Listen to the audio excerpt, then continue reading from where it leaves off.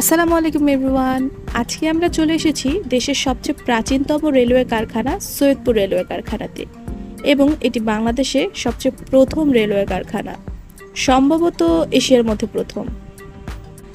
1870 সালে 222 একর জমির মধ্যে 110 একর জমি নিয়ে প্রতিষ্ঠিত এই কারখানা।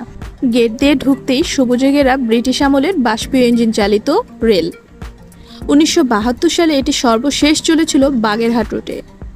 1901 সালের ইংল্যান্ডের একটি কোম্পানি তৈরি করেছিল এই ইঞ্জিন সহ আরও 3টি ইঞ্জিন। ওয়ার্কশপের ভিতরে 112 একর জমি এখনও পতিত অবস্থায় রয়েছে। কারখানার ভিতরে রয়েছে ছোট্ট একটি গার্ডেন। গার্ডেনের পাশ দিয়ে আমরা চলে যাচ্ছি আমাদের পরবর্তী গন্তব্যে। এই ওয়ার্কশপটির ভিতরে বিভিন্ন যন্ত্রপাতির মেরামত কাজ করা হয়। এই কারখানার মধ্যে রয়েছে লাইনের বগি মেরামত,